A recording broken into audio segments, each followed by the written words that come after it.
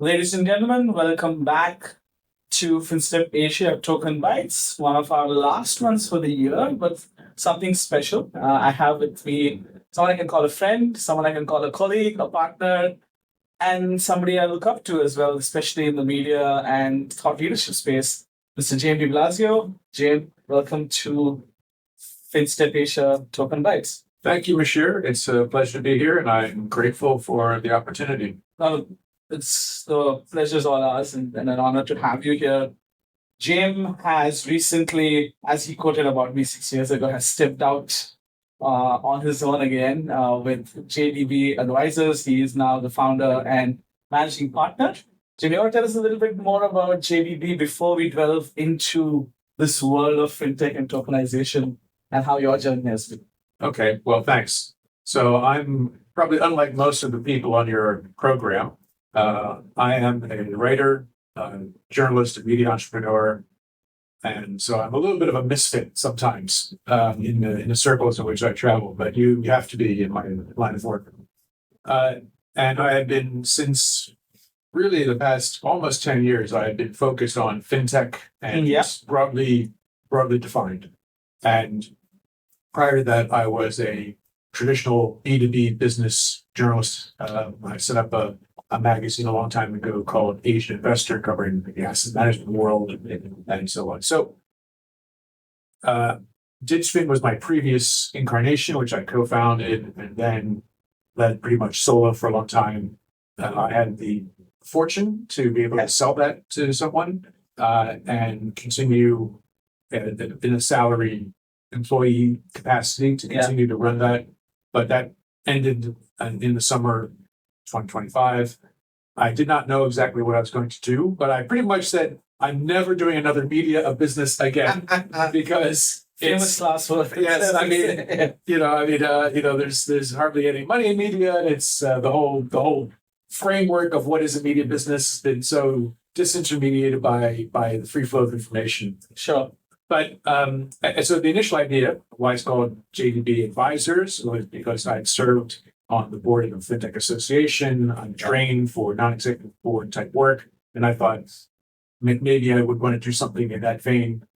And I'm always open to if the right idea, the right people come up, so that's always a possibility. But the whole concept of it was I need to maintain my network and stay on top of things. And so almost subconsciously, I was like, well, I have to get back into writing stuff, using my own video channels.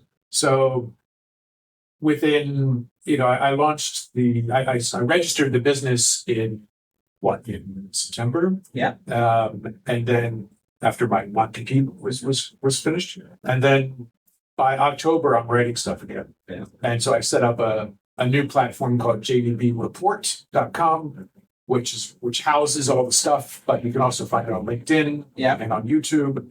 And so I'm back in the media game, sadly. Look, it's I don't think it's sad. I think it's great for a lot of us. Your insights and thought leadership, I guess, is very valued in the circles here in Hong Kong because it's not just a regular news report. It comes with a very nuanced and deep understanding of both fintech and the TradFi, what if I'm going to use the term for asset management, etc., with the Asian investor work that we're doing. So then it's a mix of knowing those two. Plus, since you've been so actively involved and contributing to the ecosystem, we also know what's happening on the ground. Right? I think that's quite a very balanced mix that not too many journalists, not panning them. Some of them are just very content focused. Here's a news item. How do you respond to that? Let's write a news item, right? Yeah. And they never, because of also, it's partly the industry is responsible for that because I'm an admin on a bunch of industry groups, and it's like Chatham House rules only, no journalists, no regulators kind of conversation because people want to feel free to write. So then doesn't necessarily provide journalists the right access. In groups they learn a lot more. But you have that experience. Maybe going back a little bit and touching upon your journey, when did the bug of getting into media or journalism or writing come to, why to So I've always how did been, it come about? Yeah. okay. I've always been a writer. Okay. Ever since I was a little kid, I liked writing stories, and I still do in my free time. I write fiction and things like that. Yes. Yeah. But when I went to university and then grad school, I needed to turn that into career. Sure. And I wasn't initially thinking journalism, but it seemed the best fit. The other alternative was something like corporate communications, which didn't really appeal to me as much. But I had also learned to take interest in. I didn't study journalism. I didn't think that was really a useful thing to do. I studied the things that interested me, so history, economics, politics, and then decided to apply journalism to things of interest. And I had already begun while in school role playing almost, you could say, business writing, and found it was actually quite interesting.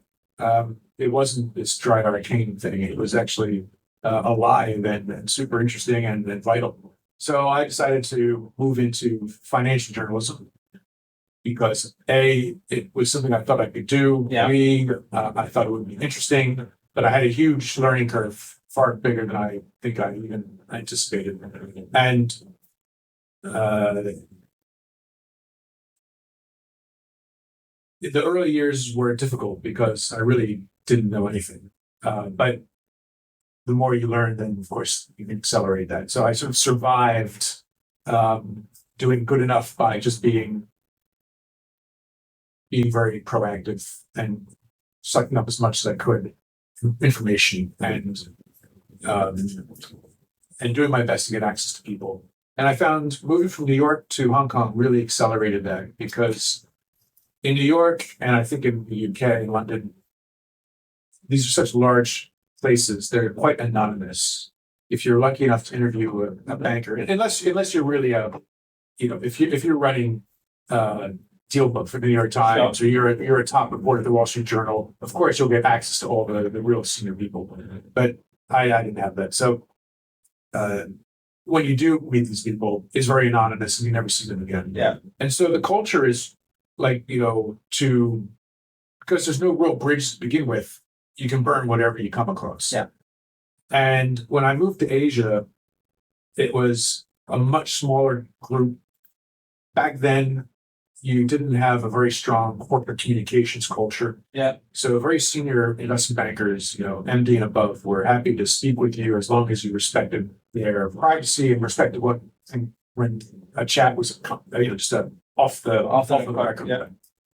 And so you built up relationships that way, and you got a lot more insight into what was going on. And you do see these people. I mean, Hong Kong, not just because Hong Kong is geographically tight, dense, but at least in those days when I was traveling for these jobs, the same salespeople or people pitching clients would be in the same places. Yeah. So you could run into people in Singapore and Seoul and in China or Tokyo. You could just bump into them.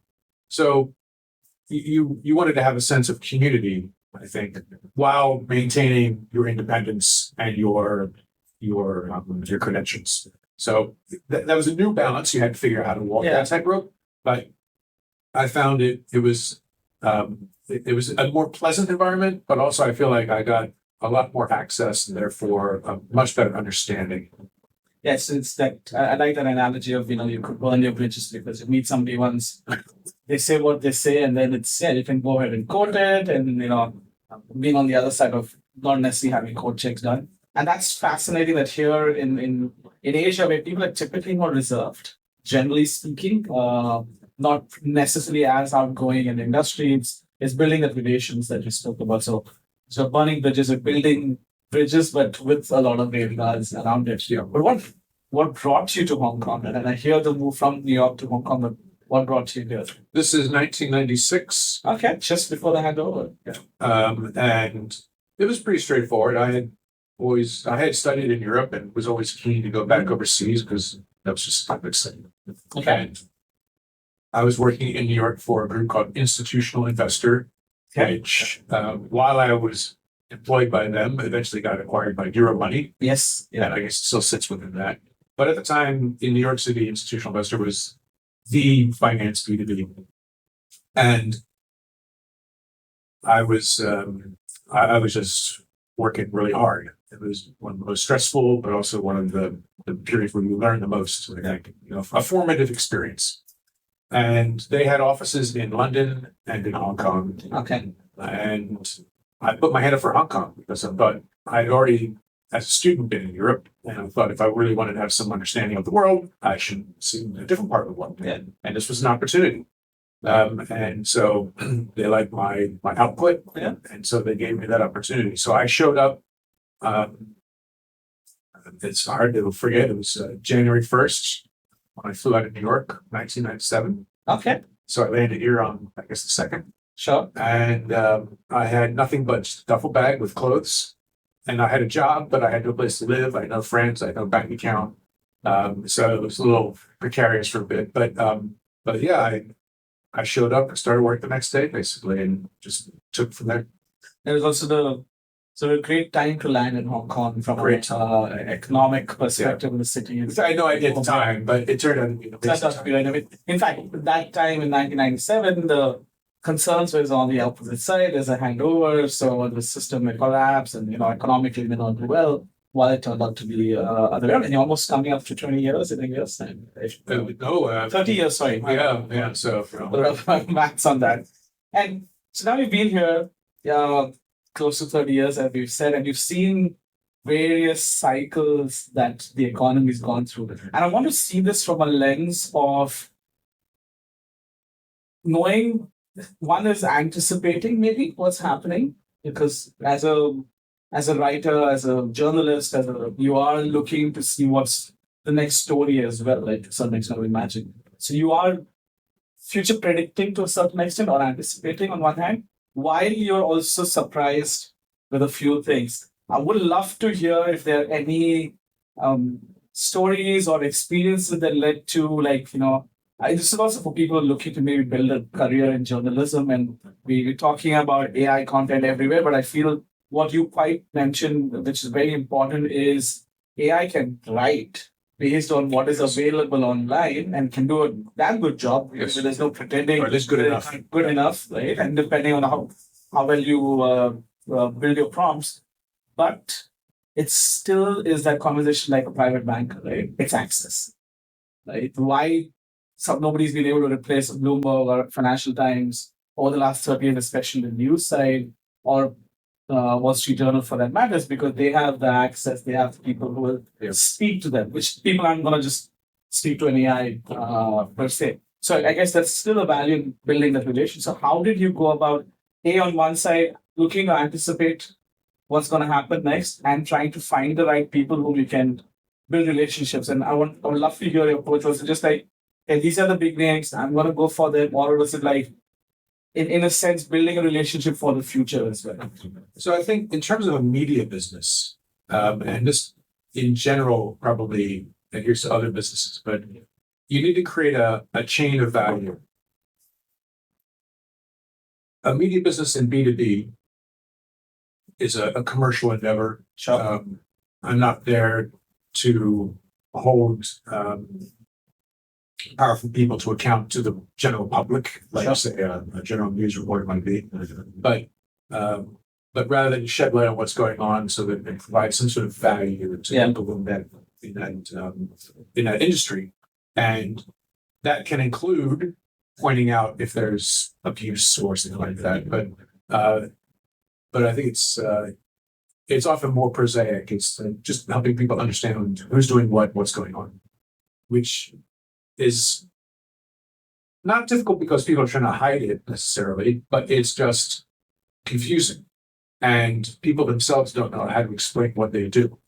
And there is an element of finance, and we see this in crypto, that is deliberately obscuring just because it's not, they don't want They don't want people necessarily to know how that yield is generated, right? The gatekeeping of their idea or concept first. Well, I mean, sometimes it's just down to I want to sell you an overpriced product, and so please don't work very closely at the TNC.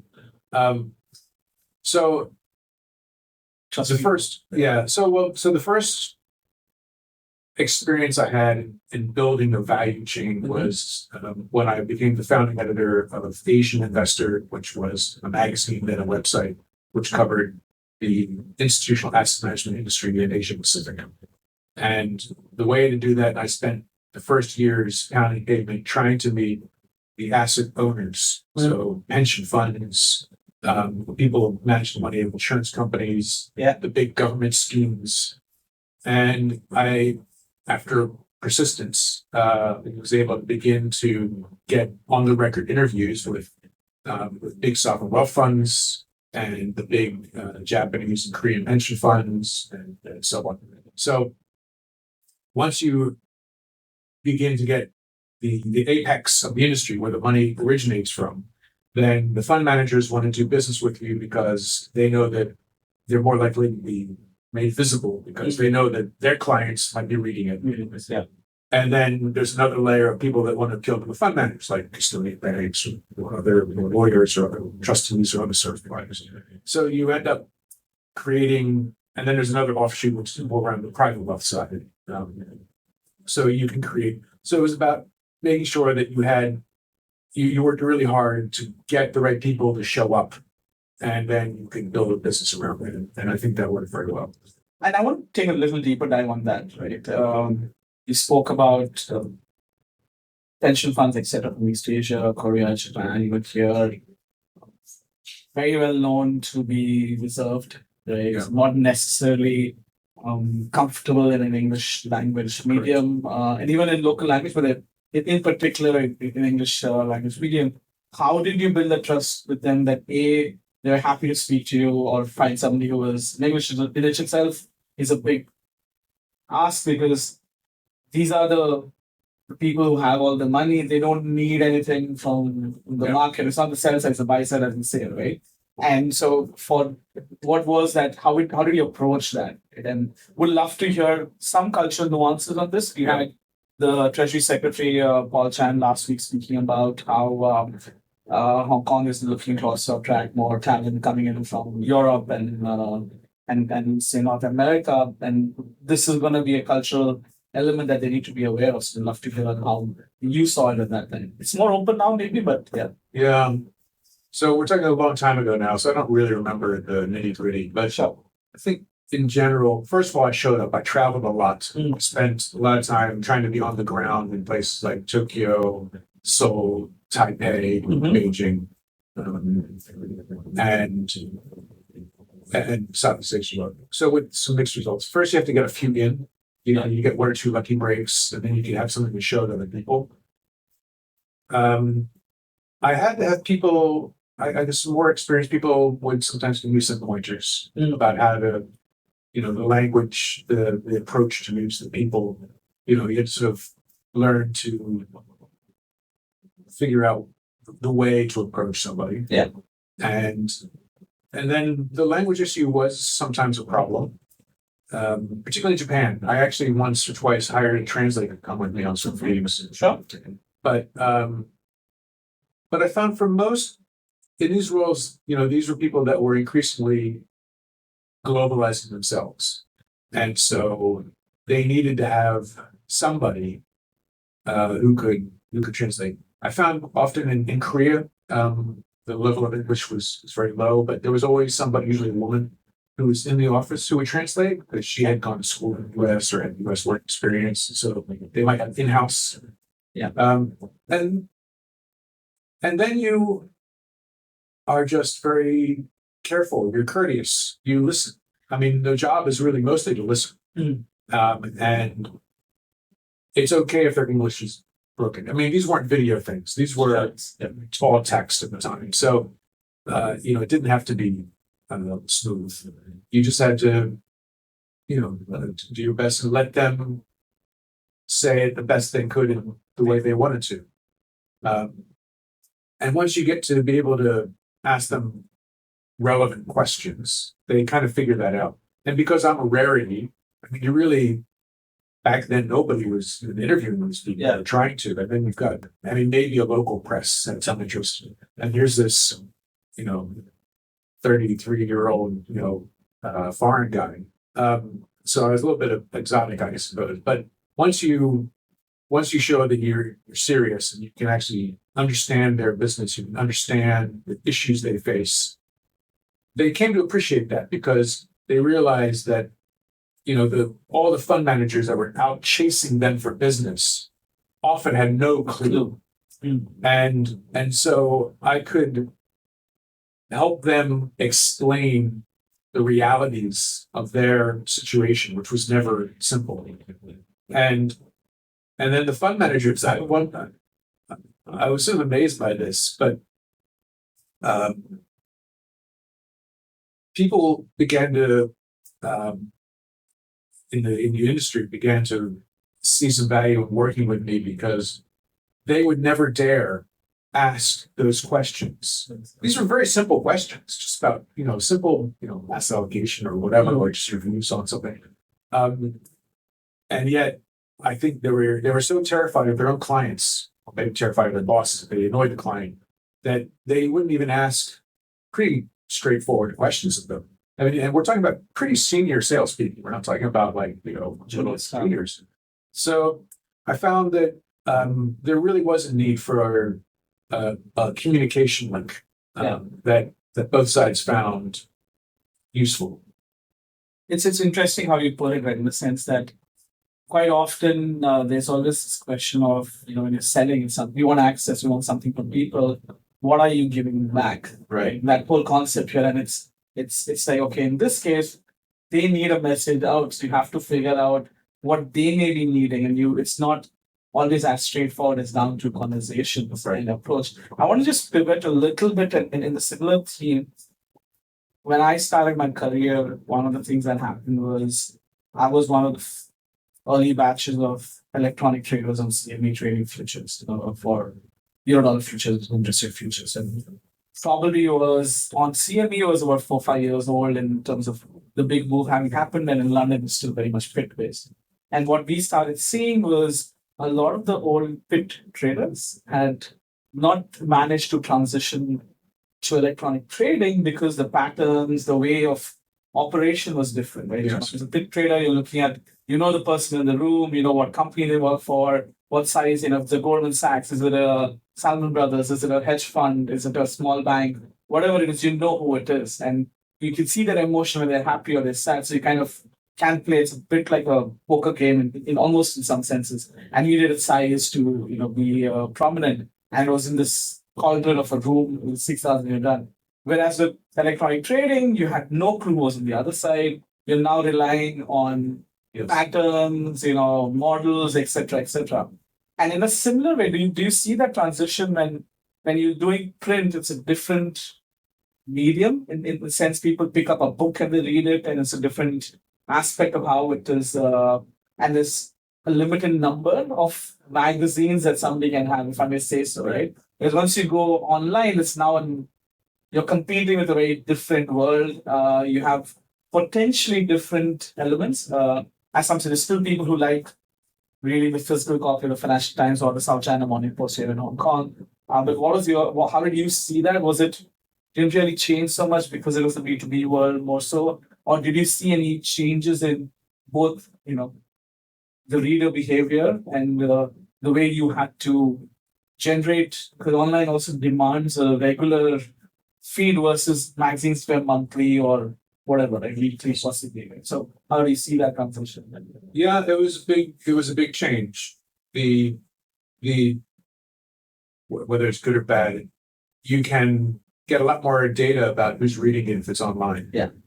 So you could begin to get a much clearer sense of that. You could also, if you can measure given stories, you can do A/B testing on, which headline or whatever.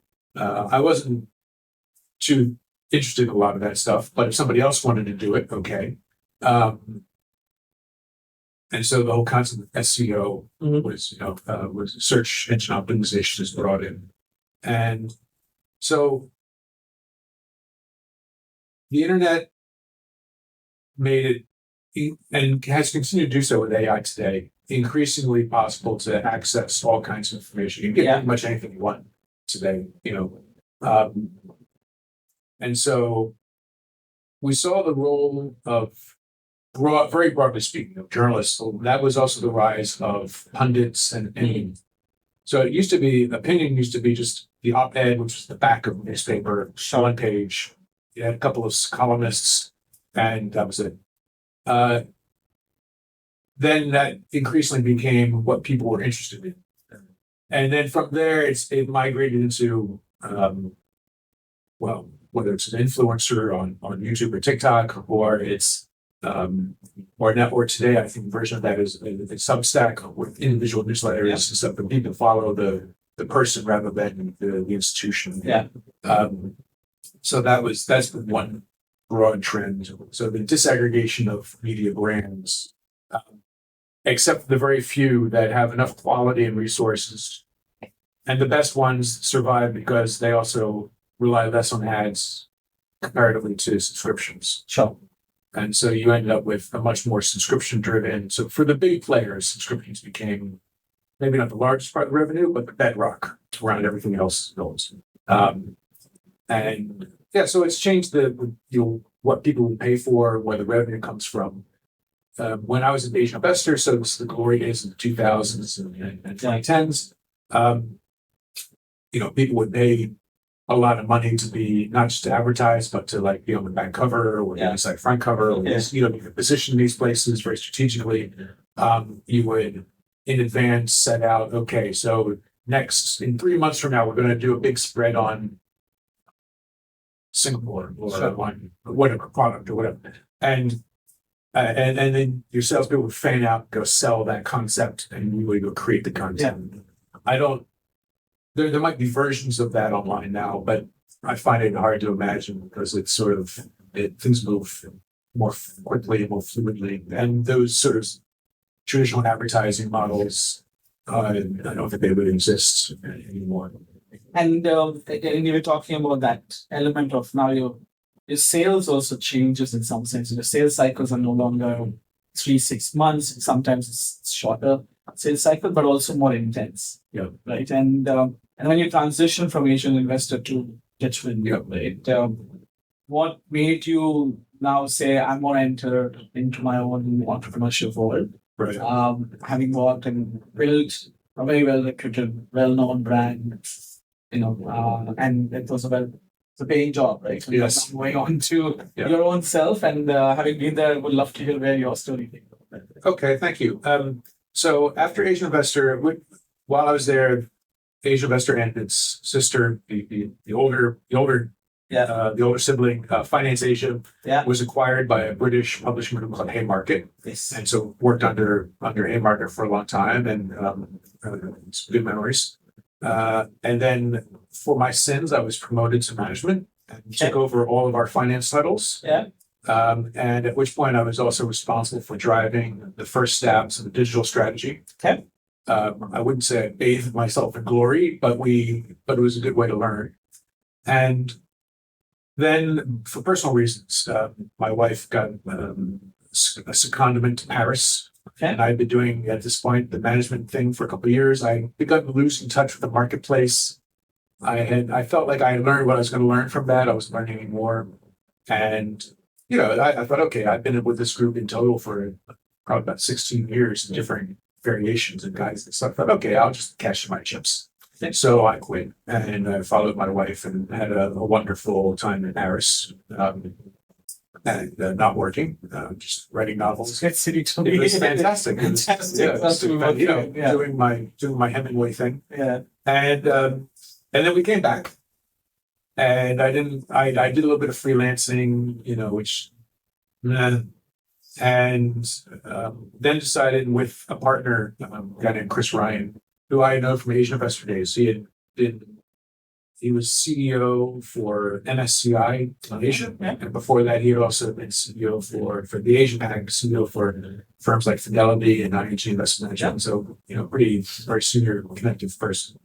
So we decided to do DigFin because he had seen the rise of fintech. Yeah. And it had been stuff that I was really clueless about. But I could see these things were emerging. And so it was a good time to just try it. As it turned out, I ended up doing I created the product. Yeah. I did all the work and all the reporting.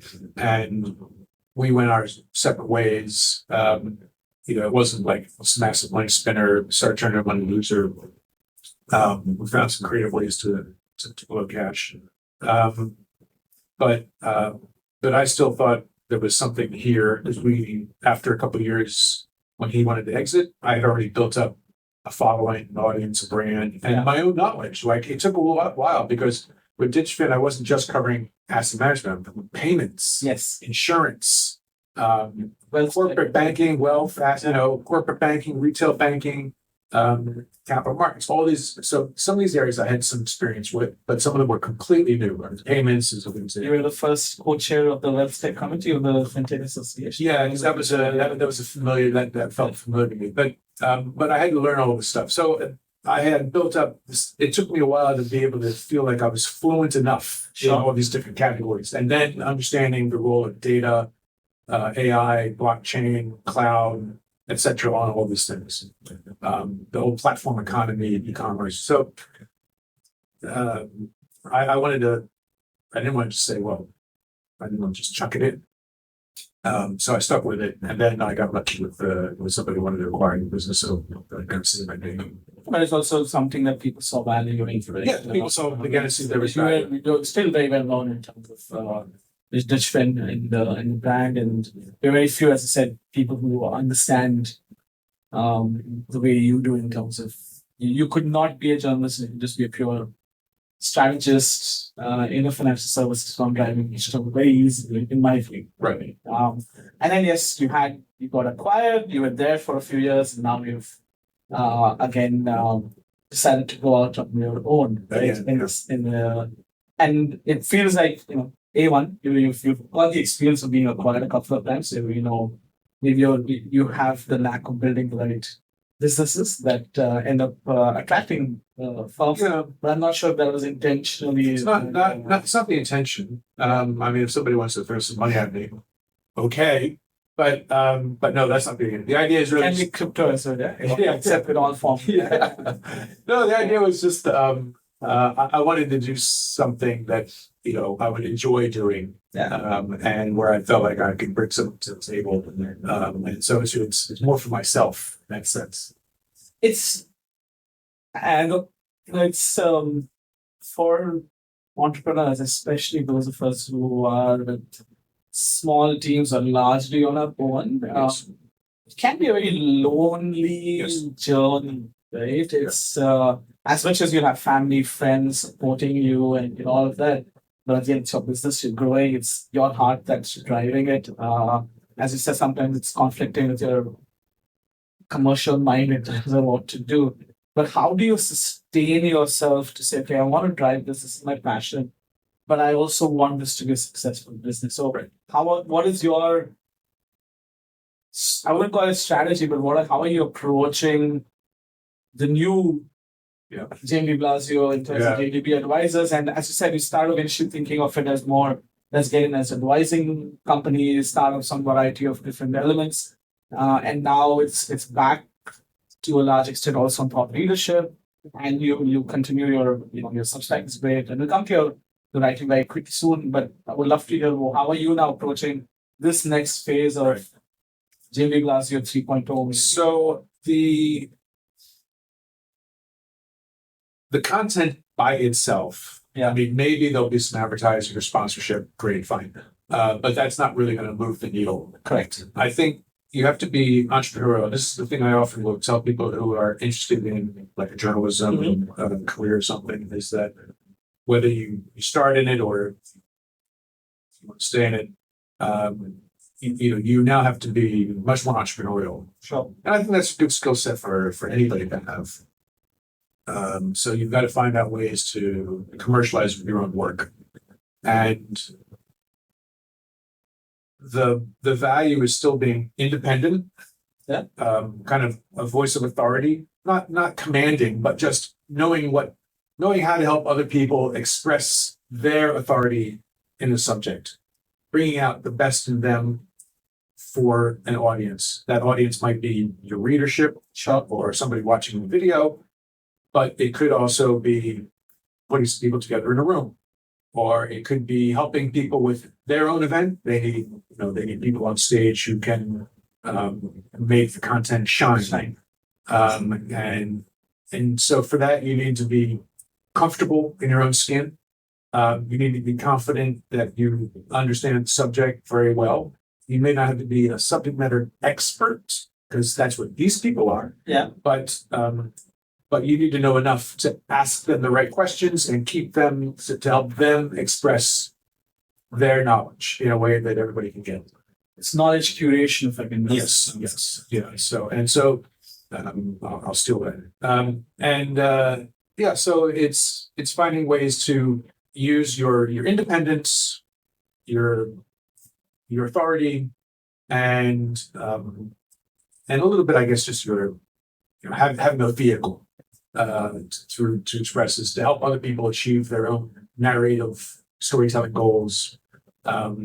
Everybody needs help. Everybody is on the one hand, it's super competitive in the sense that everybody makes content. Every bank, every fintech, every founder, they're out there, banging away on their own content. And I'm just one guy in a sea of this stuff. But the difference is that I'm independent, and I bring a certain credibility and certain quality and hopefully some professionalism. So that's what they don't have. So they either need a place for their content to go that's maybe different to like LinkedIn or X. Yeah. And they need someone to help them magnify their message. So there's still ways to serve the industry in a way that's not, you're emphasizing your independence. You're not compromising your independence. I think that's the difference. And that's what values. I think also one point to make while we're speaking about, I was thinking about is a lot of what both of us do is more targeted towards business professionals or businesses, right? Which is not the same as something that want KOL on a TikTok or others, or more targeted towards a consumer or end user, right? The ones that we don't scroll throughout the night on Instagram or Twitter or whatever. But long story short, I think that's also another message. Like, I think that audience doesn't have too many other avenues, and they have a few online venues, if I may call that, right, where they go for their information, their knowledge, and their keeping themselves updated. And I guess that's where it comes in. Still, yes, it's still website, I mean, to a certain extent, but also LinkedIn versus they're not going to be on TikTok looking for understanding of B2B necessarily. Say, okay, I need to get, and that's where I think curation of knowing the right people matters. Because when you talk about general stuff, so yes, credibility matters, those experience, etc. But then enough and more influencer will just generally talk about, oh, I did money this way, I that money. But you want to, from business's perspective of professionals, you really want a well-known personality, reputed business leader, company, or individual to be to hear from and learn from. Would that be inaccurate? Yeah. No, I mean it's correct. But that I think the main distinction is that you understand who your audience is, who their audience, whom they want to be their audience, and I think so. The principle, I think, is the same in B2C, but it's just a very different beast because of the wants, the nature of the place. But the principle is still, you need to find some way to enhance their message. If you're just a KOL, you might just be cashing a paycheck and without a whole lot of discrimination around how you present that information. Obviously, in a B2B world, you're expected to at least disclose the relationship before you dive into it.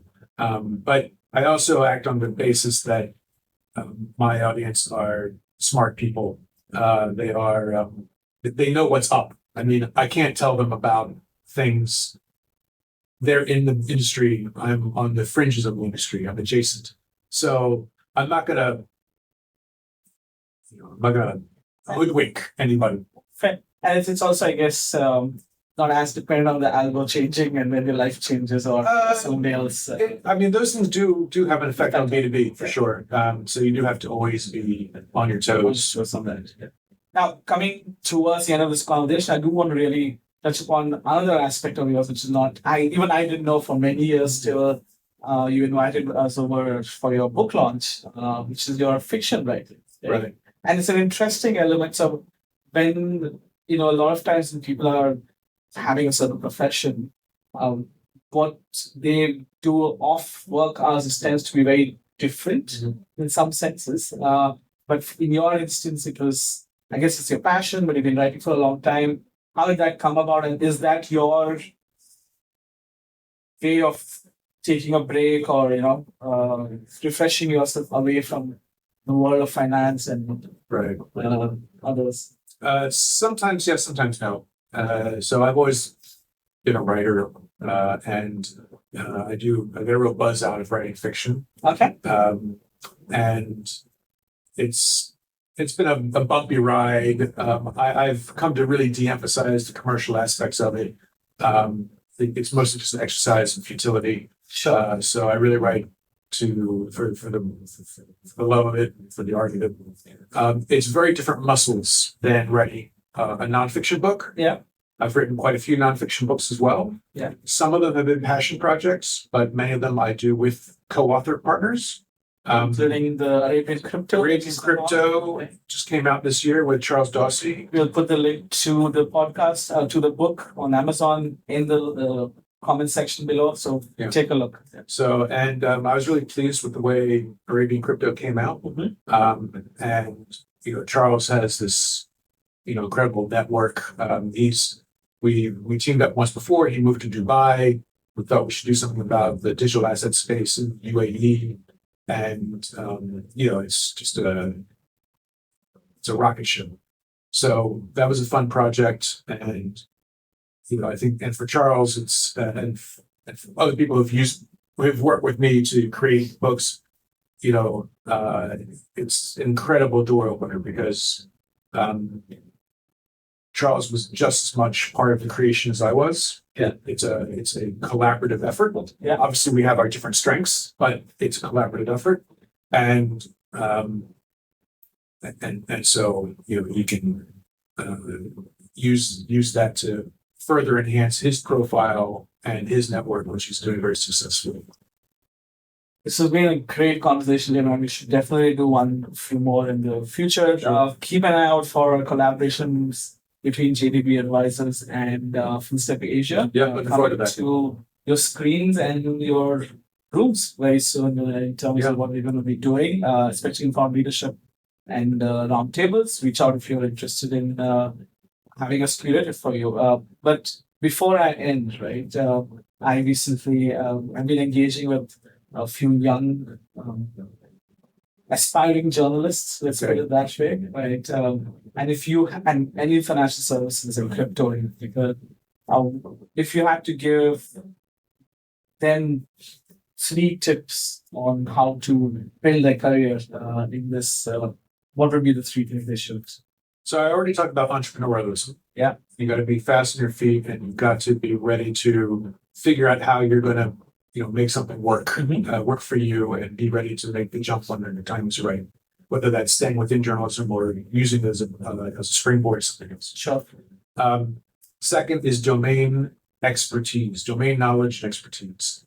The only way to get ahead, at least in the B world, is you've got to know how to ask the right questions to the right people. You have to understand the industry you're in. It's a slow burn sometimes, but the best way to get out there is to talk to people and learn from the people who are doing it. Correct. And so there's no substitute, I don't think. And you can do your own supplemental reading around that, but I read a lot of books on finance and fintech and stuff, but it's talking to the experts and getting out there and developing that expertise so people know that you bring to them good questions and thoughtful things. They know want to know more about what to do. Third, so let's go back to the writing question. Yeah. This one's a bit of a minefield for journalists and writers because AI is amazing. So I think the way to approach this is when I'm doing creative writing, this is artistic expression, and I never use AI. And I doubt I ever will. And I, in fact, consider people who use AI to write a novel, I consider it a fraud. But when it comes to doing a job, a commercial job that's not meant to be an artistic, not a purely creative enterprise, then it's a tool. And so I think that what the question is not AI or no AI. The question is, what is the value? And what are you going to get out of this yourself? So AI is great for many things. The more we use it, the more we find things that it's good for. But are you using it just to help you with your thinking, or are you using it as a substitute for thinking? Yeah. And if you're using it as a substitute for actually understanding what you're writing about, if you just try to plug in, your notes, which maybe you're just recorded anyway, and you plug it into something in terms of transcript, and in terms of you're not going to learn anything. You won't even know what's in your own story. Correct. So and then when you get to the entrepreneurial part where you've got to be in a room and moderate a session or talk to people or interview them, you're going to be an idiot. No, it's found out. Yeah. Yeah, you're going to be found out very fast, I think. So respect it as a tool, but most of all, remember that, if you are outsourcing the thinking process, then you're basically outsourcing the future. I don't want to take too much time before people figure that out. I hope not. James, it's been a pleasure. Thank you so much for joining us. Musheer, I'm grateful again for the opportunity. And we've sort of downplayed it, but FinStep and JDB are going to be collaborating in 2026. We're looking for some cool projects with some great clients. Yeah. So we both have our own networks, our own intelligence, but two heads sometimes are better than one. Collaboration, that's one of the key things to entrepreneurship. Yes. Thanks again. And ladies and gentlemen, stay tuned for more of this in 2026 as we come towards the end of a very busy and eventful 2025 for digital assets and fintech. Stay tuned, follow, and subscribe to both FinStep Asia and JDB Advisors on LinkedIn, on YouTube, and our other platforms.